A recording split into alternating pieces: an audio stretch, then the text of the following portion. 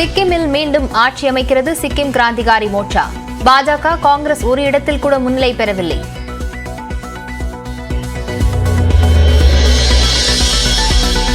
அருணாச்சலில் ஆட்சியை தக்க வைக்கிறது பாஜக. மொத்தமுள்ள 60 இடங்களில் 44 இடங்களில் முன்னிலை.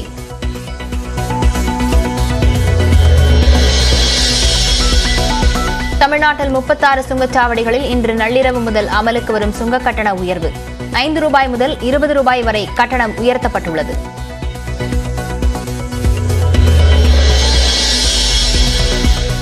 செல்போனில் பேசியபடியே கார் ஓட்டிய வழக்கில் யூடியூபர் டிடிஎஃப் வாசனுக்கு சமன். செல்போனுடன் நாளை விசாரணைக்கு ஆஜராக மதுரை அண்ணாநகர் போலீசார் உத்தரவு.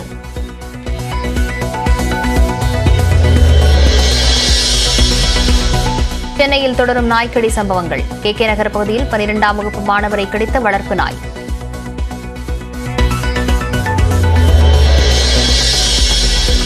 தமிழ்நாட்டில் திமுக கூட்டணி 36 முதல் 39 இடங்கள் வரை வெற்றி பெறும் என நியூஸ் 18 கருத்து கணிப்பில் தகவல். அதிமுக 2 இடங்கள் வரையும், பாஜக 3 இடங்கள் வரையும் வெற்றி பெற வாய்ப்புள்ளதாகவும் கணிப்பு.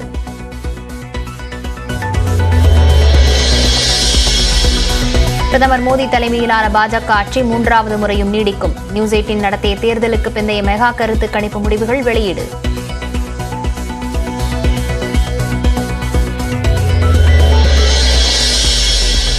நாளை மறுநாள் வாக்கு எண்ணிக்கைக்காக தமிழ்நாட்டில் சுமார் 1 லட்சம் போலீசார் பாதுகாப்பு.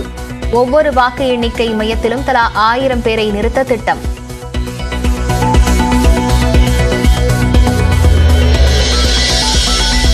கோடை விடுமுறை நீட்டிப்பால் உதகையில் குவிந்துள்ள சுற்றுலா பயணிகள்.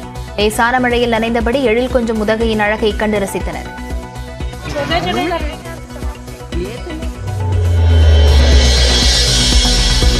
விடுமுறை நாள் என்பதால் குற்றால அருவிகளில் அலைமோதும் கூட்டம். சீராக நீர் விழுவதால் சுற்றுலா பயணிகள் மகிழ்ச்சி.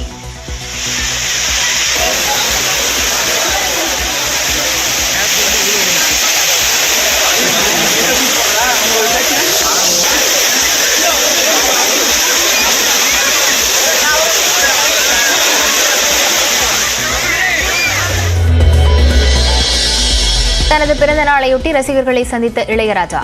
மகள் இறந்ததால் இந்த ஆண்டு பிறந்த நாளை கொண்டாடவில்லை என பேட்டி.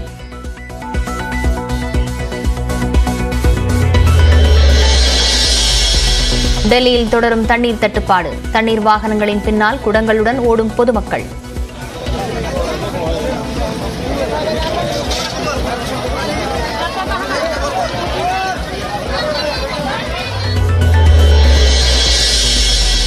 பஞ்சாப் மாநிலம் அமிர்தசரஸ் அருகே சரக்கு ரயிலின் என்ஜின் தடம் புரண்டு விபத்து. 2 காயமடைந்த நிலையில் ரயில்வே துறை விசாரணை.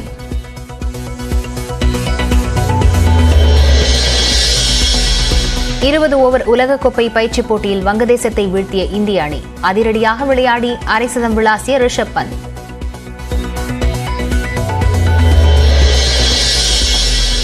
T20 உலகக்கோப்பை கிரிக்கெட்டின் முதல் போட்டியில் அமெரிக்கா வெற்றி. கனடாவை 7 விக்கெட்டுகள் வித்தியாசத்தில் வீழ்த்தியது.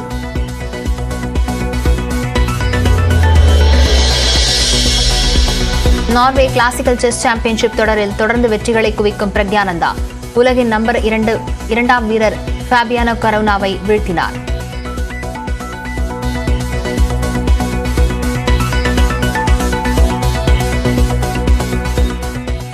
கோவை மருதமலை அருகே உடல்நலம் பாதிக்கப்பட்ட யானைக்கு 4ஆம் நாளாக சிகிச்சை அளிக்கப்படும் நிலையில் இன்னும் எத்தனை நாட்கள் சிகிச்சை வழங்கப்படும் என்பது குறித்து நமது செய்தியாளர் பிரசன்னாவிடம் கேட்கலாம்.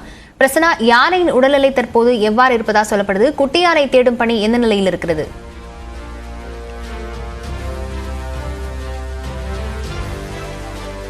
லவண்யா, கோவை மாவட்டம் மருதமலை அடிவாரத்தில் 40 வயது மதிக்கத்தக்க பெண்காட்டு யானைக்கு வனத்துறையினரும் கால்நடை மருத்துவர்களும் சிகிச்சை அளித்து வருகின்றனர். கடந்த வியாழக்கிழமையன்று இந்த பெண் யானையானது உடல்நலம் பாதிக்கப்பட்டு இருந்தது. இதனுடன் ஒரு குட்டி யானையும் இருந்த நிலையில் அந்த குட்டி யானையுடன் சேர்த்து இந்த சிகிச்சையானது நடைபெற்று வருகிறது. நேற்று முன்தினம் இந்த பெண்காட்டு யானை கிரெயின் உதவி மூலம் தூக்கி நிறுத்தப்பட்டு அதற்கான சிகிச்சை அளிக்கப்பட்டு வருகிறது. அதாவது புளி, வெல்லம் உள்ளிட்டவற்றுடன் சத்து மாத்திரைகள் கலந்து சாப்பாட்டுடன் இதற்கு உணவாகவும் மருந்தாகவும் அளிக்கப்பட்டு வருகிறது. இந்நிலையில் நேற்றைய தினம் அந்த குட்டி யானையானது இங்கிருந்து சென்றதாக கூறப்படும் நிலையில் அதனை தேடும் பணிகளும் நடைபெற்று வருகின்றன. தற்பொழுது இந்த பெண்காட்டு யானை ஓரளவிற்கு நின்று அதுவாகவே உணவருந்தக்கூடிய சூழல் ஏற்பட்டு இருப்பது மிகவும் மகிழ்ச்சியாக இருப்பதாக வனத்துறையினர் தெரிவித்துள்ளனர். இருந்தாலும் இந்த காட்டு யானையானது தாமாக நின்று நடந்து செல்லும் வரை இந்த சிகிச்சைகளானது தொடரும் என மருத்துவர்களும் வனத்துறையினரும் தெரிவித்துள்ளனர். அதே சமயம் இந்த குட்டி யானையானது மீண்டும் திரும்ப வரும் பட்சத்தில் 2 யானைகளையும் சேர்த்து அடர்வன பகுதிக்குள் அனுப்புவதற்கு வனத்துறையினர் தற்பொழுது முடிவெடுத்துள்ளனர். லாவண்யா, விவரங்களுக்கு நன்றி பிரசன்னா. அருணாச்சல பிரதேச சட்டப்பேரவை தேர்தல் வாக்கு எண்ணிக்கை விறுவிறுப்பாக நடைபெற்று வரும் நிலையில் பாஜக 45க்கும் மேற்பட்ட இடங்களில் முன்னிலையில் உள்ளது. மக்களவைத் தேர்தலுடன் சேர்த்து ஆந்திரா, ஒடிஷா, அருணாச்சல பிரதேசம், சிக்கிம் ஆகிய 4 மாநிலங்களில் சட்டப்பேரவைத் தேர்தலும் நடைபெற்றது. இதில் அருணாச்சல பிரதேசம், சிக்கிம் மாநில சட்டப்பேரவைத் தேர்தலுக்கான வாக்கு எண்ணிக்கை இன்று காலை 6 மணி முதல் தொடங்கி நடைபெற்று வருகிறது. அருணாச்சல பிரதேச மாநிலத்தில் மொத்தமுள்ள 60 தொகுதிகளுக்கு தேர்தல் நடைபெற்ற நிலையில் 10 தொகுதிகளில் ஏற்கனவே பாஜக வேட்பாளர்கள் போட்டியின்றி தேர்வு செய்யப்பட்டுள்ளனர். இதையடுத்து மீதமுள்ள 50 தொகுதிகளில் பதிவான வாக்குகள் எண்ணப்பட்டு வருகின்றன.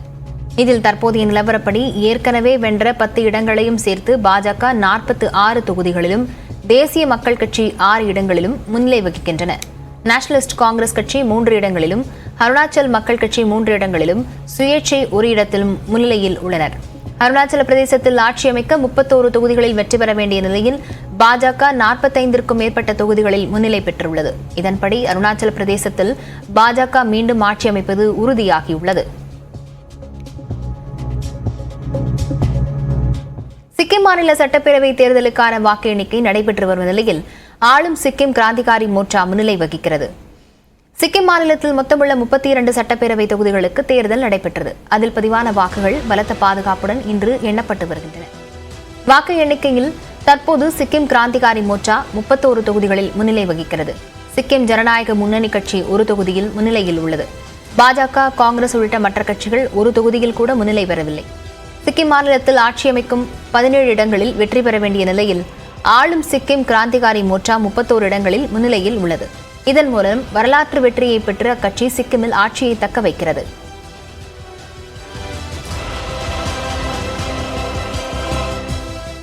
காங்கிரஸ் தலைவர் மல்லிகார்ஜுன கார்கே தலைமையில் டெல்லியில் வேட்பாளர்கள் ஆலோசனை கூட்டம் நடைபெற்று வருகிறது. விவரங்களுடன் செய்தியாளர் சுசித்ரா இணைந்திருக்கிறார். சுசித்ரா, இந்த ஆலோசனை கூட்டத்தில் என்னென்ன அறிவுறுத்தல்கள் வழங்கப்படவிருக்கிறது? மக்களவை தேர்தலுக்கான வாக்குப்பதிவு அதிகாரப்பூர்வமாக முடிவடைந்துள்ள நிலையில் தற்பொழுது அனைத்து மக்களவை வேட்பாளர்களுடன் காங்கிரஸ் கட்சியுடைய தலைவர் மல்லிகார்ஜுன கார்கே மற்றும் மூத்த தலைவரான ராகுல் காந்தி, KC வேணுகோபால் ஆகியோர் ஆலோசனையில் ஈடுபட்டு வருகிறார்கள். காங்கிரஸ் கட்சியுடைய தலைமையகத்தில் நடைபெற்று வரும் இந்த கூட்டத்தில் இந்த ஆலோசனை என்பது காணொலி மூலமாகவும் இந்தியாவில் உள்ள அனைத்து மாநிலங்களை சார்ந்த மக்களவை உறுப்பினர்களிடம் நடைபெற்று வருகிறது. எவ்வளவு இந்த 7 கட்ட வாக்குப்பதிவுகளானது எவ்வாறு நடைபெற்றது, அதில் எழுந்த பிரச்சனைகள் என்ன, தேர்தல் ஆணையத்தில் சமர்ப்பிக்கப்பட வேண்டிய அந்த ஒரு புகார்கள் என்ன, கூடுதலான புகார்கள் என்ன என்பது குறித்த ஆலோசனையும், அடுத்த கட்டமாக எந்த மாதிரியான நடவடிக்கைகளை காங்கிரஸ் மேற்கொள்ள உள்ளது என்பது தொடர்பான ஒரு ஆலோசனையும் தான் இந்த ஆலோசனை கூட்டத்தில் முன்வைக்கப்பட்டு வருகிறது. கட்சியினுடைய மூத்த தலைவர்கள் மட்டுமல்லாமல் வேட்பாளர்களும் தங்களுடைய கருத்துக்களையும் தற்போது முன்வைத்து வருவது மிக முக்கியமாக பார்க்கப்படுகிறது. இன்று 2 ஆலோசனை கூட்டம் என்பது காங்கிரசினுடைய தலைமை அலுவலகத்தில் நடைபெற்று வருகிறது. ஒன்று தற்பொழுது கட்சித் தலைவர் மல்லிகார்ஜுன கார்கே தலைமையிலான கூட்டமாகும். அது மட்டுமல்லாமல் 2வது கூட்டம் மூத்த தலைவர் ஜெயராம் ரமேஷ் தலைமையில் மற்றும் ஒரு கூட்டம் 1 மணிக்கு நடைபெற உள்ளது மிக முக்கியமாக பார்க்கப்படுகிறது. முழுக்க மக்களவை தேர்தல் மட்டுமல்லாமல் நடைபெற்று முடிந்த 4 மாநிலங்களுடைய சட்டப்பேரவை தேர்தல் கூட்டம் பல்வேறு கட்ட ஆலோசனைகளையும் தற்போது காங்கிரஸ் ஆனது முன்னெடுத்துள்ளது. அடுத்த கட்டமாக காங்கிரஸை பலப்படுத்துவது எப்படி என்பது தொடர்பான ஒரு ஆலோசனையும் அவர்கள் இந்த கூட்டத்தில் முன்வைத்து வருகிறார்கள். வேட்பாளர்களுக்கு தேர்தல் முடிவுகள் வந்த பிறகு எவ்வாறு செயல்பட வேண்டும், அதற்கான அறிவுறுத்தல்களும் இன்றைய கூட்டத்தில் கட்சியினுடைய மூத்த தலைவரால் வழங்கப்பட்டுள்ளது என்ற ஒரு தகவலும் தற்போது கிடைக்கப்பட்டுள்ளது. விவரங்களுக்கு நன்றி.